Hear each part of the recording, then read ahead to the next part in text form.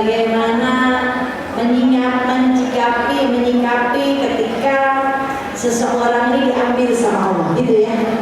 Padahal dia baik, yang menafkahi anak-anak, ikhlas. Ketika Rasulullah ditanya oleh Abdurrahman bin Auf, seorang sahabat yang dermawan sekali, bertanya tentang ikhlas. Ya Rasulullah, ajarkan aku tentang ikhlas. Maka ketika itu Rasul langsung bertanya kepada malaikat Jibril. Saya akan bertanya kepada malaikat Jibril dulu tentang ikhlas ini.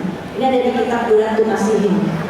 Maka malaikat Jibril pun ketika ditanya oleh Rasulullah tentang ikhlas, malaikat Jibril pun langsung bertanya kepada Allah. Gak mau langsung menjawab, langsung bertanya kepada Allah, dan Allah mengatakan ikhlas itu rahasia hati. Hanya aku dan hati hambaku saja yang tahu. Karena ikhlas bukan diucap. Kadang orang ngaku ikhlas, ucap ikhlas, tapi hati masih kesel. Saya ikhlas insya Allah, tapi ngotot ngomongnya. Maka bagaimana ikhlas tersebut itu murni. Yang gak terima ketika diambil oleh Allah belum ikhlas.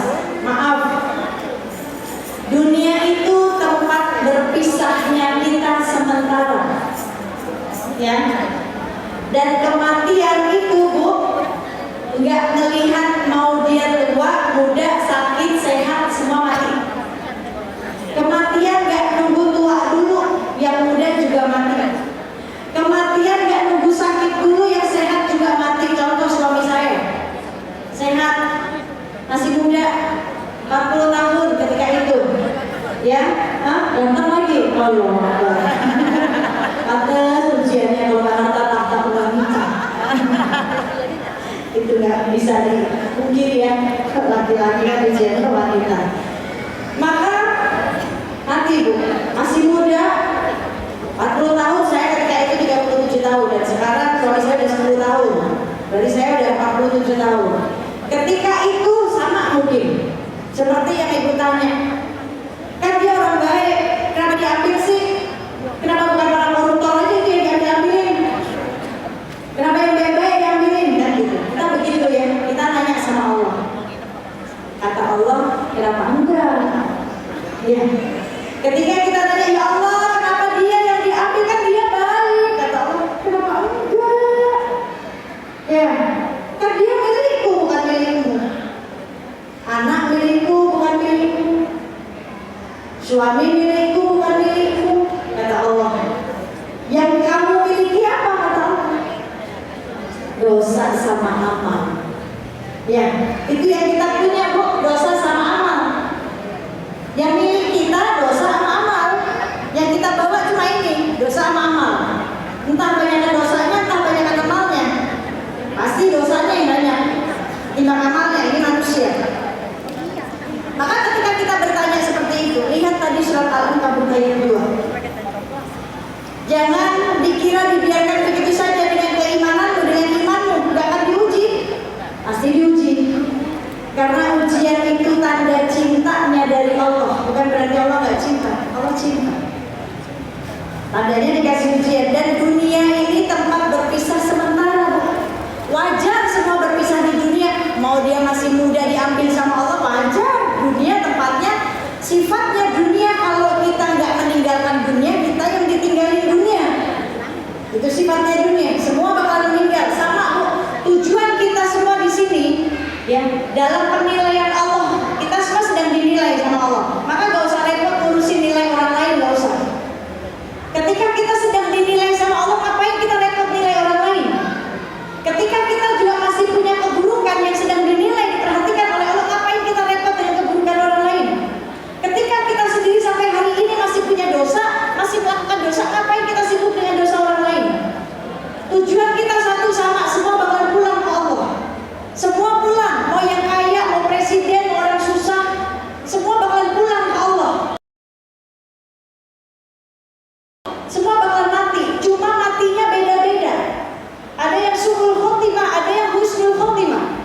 Kematiannya yang berbeda, tapi kendaraannya sama. Walaupun di dunia kendaraan kita beda-beda. Ada yang naik Alphard, ada yang naik Ferrari, ada yang naik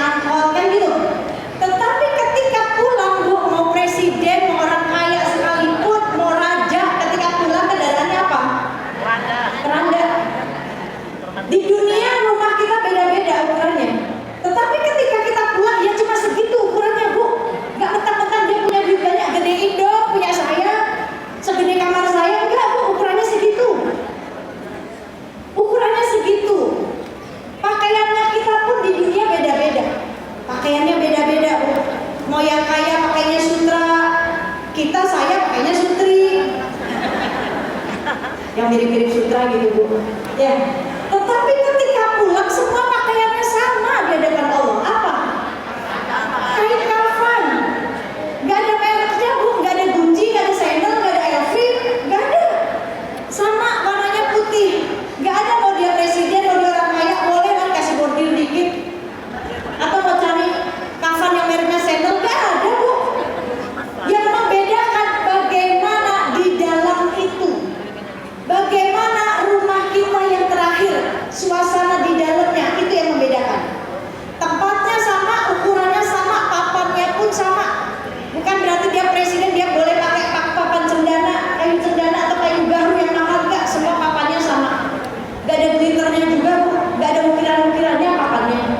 Tetapi yang membedakan bagaimana suasana di dalam rumahnya. Suasana di dalam rumahnya, walaupun gelap, ada yang suasananya terang rumahnya, Bu, di kuburnya. Walaupun sempit, ada yang kuburnya menjadi luas banget. Karena apa? Amal solehnya di dunia. Berarti semua bakalan berpisah. Semua wajar perpisahan di dunia. Yang gak wajar itu ketika kita benar-benar berpisah, itu perpisahannya gak wajar. Suami di surga, istri di neraka, pisah ya gak wajar. Karena tujuan kita semua satu keluarga pengen sama-sama masuk surganya Allah, betul? Pengen masuk surga, kumpul semuanya satu keluarga di surga. Maka kalau di dunia tempat perpisahan wajar. Mau dia masih muda, mau dia orang baik sekalipun, semua bakalan dipisahkan sama Allah. Kenapa? Kalau pertanyaan tadi kan dia masih muda, saya deh. Ya Allah kan dia masih muda suami saya. Nanti saya gimana cari nafkah saya? Anak saya masih kecil-kecil. Saya hanya ibu rumah tangga biasa saja, gak punya pekerjaan. Saya harus gimana? Jangan salah meletakkan cinta. Jangan salah meletakkan cinta. Takutnya Allah cemburu. Jangan merasa memiliki karena itu bukan milik kita. Takut Allah cemburu, diambil dengan caranya Allah. Mau kamu siap gak siap, dia milikku. Allah cuma ingin melihat nih, ya, cintamu nih, keimananmu seperti apa. Karena semua bukan milikmu. Apa contoh kalau itu bukan milik kita? Jangan salah meletakkan cinta. Di surat At-Taubah ayat 24. Ya. Jikalau bapakmu, istri-istrimu, anakmu, ya, rumah tempat tinggalmu yang membuatmu nyaman di dalamnya, hartamu, kekayaanmu, perniagaanmu yang kau takut kerugian di dalamnya lebih kalian cintai daripada Allah dan Rasulnya, maka tunggu peringatan-peringatan dariku. Itu ketika kita salah meletakkan cinta, merasa memiliki. Bu, maaf, kita di dunia cuma disuruh menemani saja, bukan untuk memiliki, karena semua bakalan kembali kepada Allah yang Maha memiliki. Tapi kita disuruh menemani. Saya hanya disuruh menemani sampai batas waktu yang sudah ditentukan oleh Allah, 40 tahun saja. Ketika beliau berusia 40 tahun selesai, Allah yang mengambil, beliau sudah ditemani oleh Allah, kan gitu. Tetapi selama di dunia, kita nih para istri cuma disuruh menemani selama batas yang ditentukan oleh Allah. Nah, batasnya kan kita gak ada yang tahu, Bu. Betul nggak? Saya juga saya nggak percaya kalau saya hanya dikasih kesempatan menemaninya selama 40 tahun saja. Berarti selama di dunia tugas kita menemani, tugas kita beribadah dan menemani ibadahnya, bukan untuk memiliki terus gak ibadah. Jadi menemani. Seorang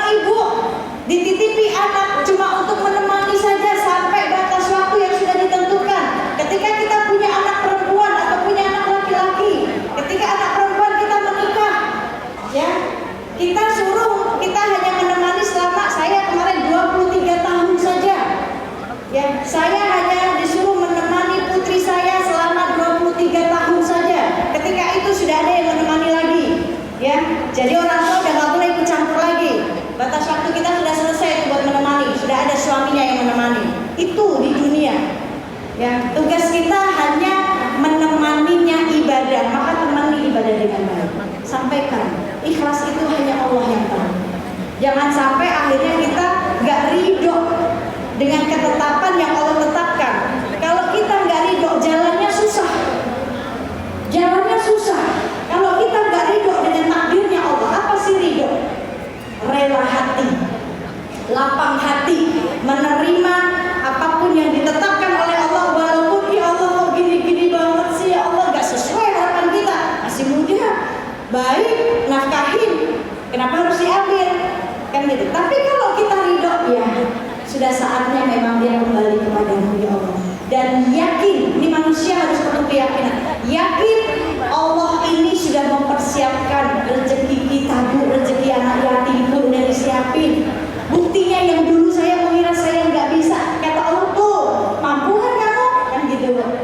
Ya, dan ingat Allah bagaimana prasangka hambanya, maka berprasangka yang baik kepada Allah. Ya, ridho dulu hatinya, rela hati, menerima ketetapan yang Allah berikan, maka Allah pun akan ridho dan jalannya akan mudah. Yang kedua tadi apa teh?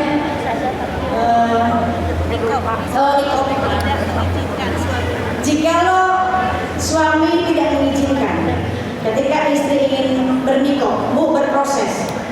Bernikah itu ada ulama yang menghukumi hukum sunnah dan wajib. Kalau saya mengambil hukum yang wajib. Hukum itu bisa menjadi wajib ketika wajah kita menjadi fitnah buat orang lain. Maka 4 mazhab pun akan menghukumi itu wajib ketika wajah kita menjadi fitnah. Lebih banyak mengundang fitnah untuk orang lain, maka 4 mazhab ini pun akan menghukumi wajib. Ya, yang tadinya sunnah bisa jadi wajib ketika wajah ini menjadi fitnah. Lalu bagaimana ketika istri sudah ingin dan suami belum mengizinkan? Kewajiban kita taat sama suami. Tetapi bagaimana caranya ketika kita keluar? Kan sekarang masih bisa pakai masker tuh bu. Yang terpenting bagaimana kita jaga diri dulu. Ya kan? Kan dulu kita belum ada COVID. Sekarang nih Allah, caranya Allah nih untuk mulai pelan-pelan ngasih nunjukin syariat Islam, dikasih masker dulu, dikasih COVID biar pada pakai masker. Ya kan? Akhirnya sama saya kalau foto kelihatan matanya doang. Kan gitu ya.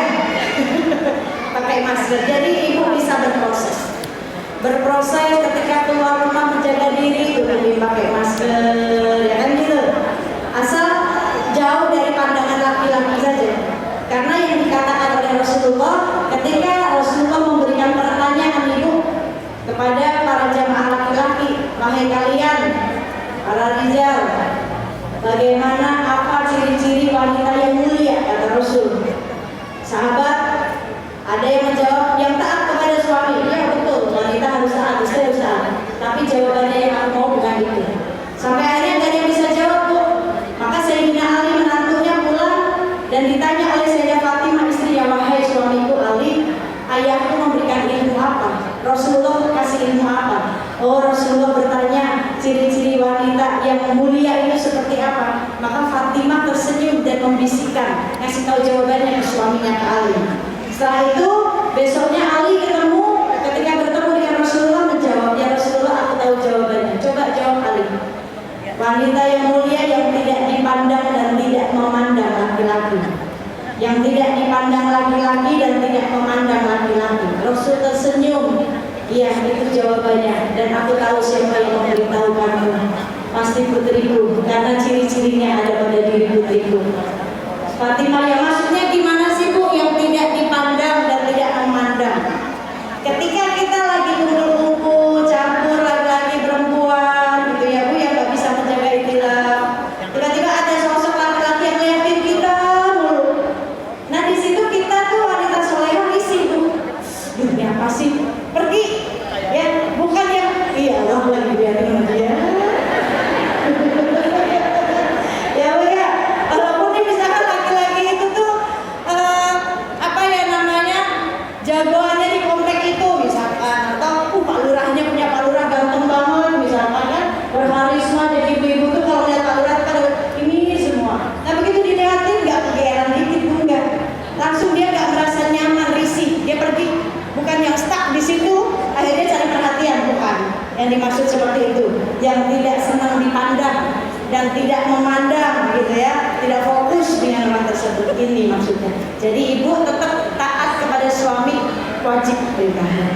Tapi apa tadi habliminanasnya kan ujian nih, doa, banyak doa. Karena banyak kejadian jamaah saya yang seperti itu. Saya doa aja terus, kan doa wanita soleha itu setara dengan doa 70 wali, pasti dijawab. Bener bu.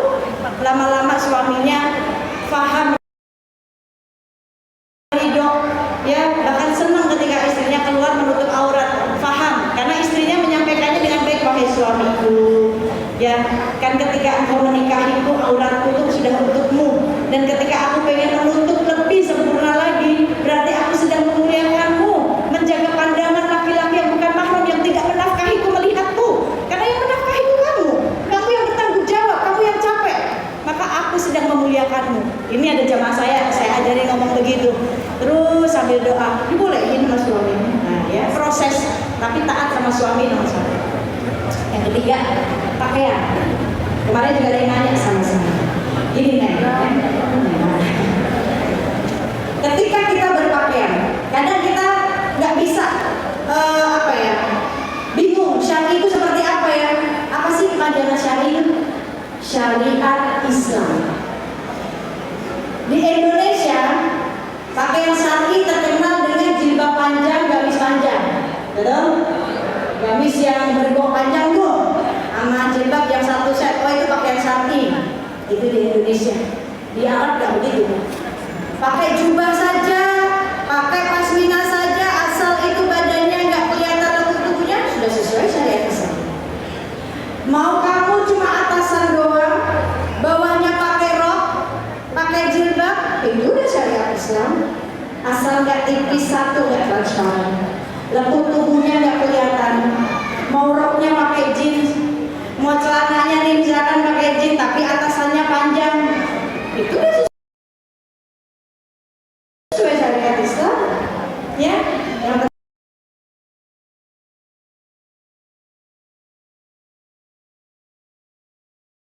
penting atasannya panjang nih, ya sampai dengkul misalkan.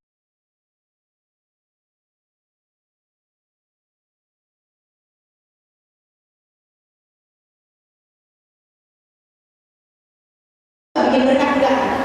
Ya, tapi tetap tujuan kamu mencari Allah yang kasih rezeki, bukan fokus kepada cari rezeki pekerjaan itu, tapi dengan cara bagaimana kamu terus doa, menjaga fitnah ketika keluar, ya walaupun memang seragamnya seperti itu, ya kan di dalam situ, asalkan ketika di luar ya kamu masih pakaian yang enak dipandang, nggak kelihatan bentuk tubuhnya gitu, jadi dinikmati.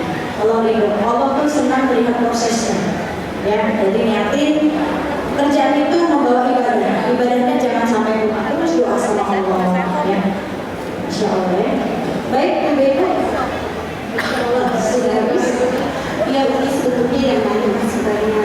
Mudah-mudahan Allah kepada waktu, maka sesi tanya jawab harus kami akhiri. Sebelum melanjutkan ke acara berikutnya, kami ingin menginformasikan beberapa hal sebagai berikut, yaitu satu, akan ada bakti sosial MTN pada hari Sabtu tanggal 2 Maret kepada ibu-ibu dan ayah yang dirahmati yang berdurasi bisa langsung menghubungi panitia dan di grup yang ada di luar sana. Terus kita juga ada kajian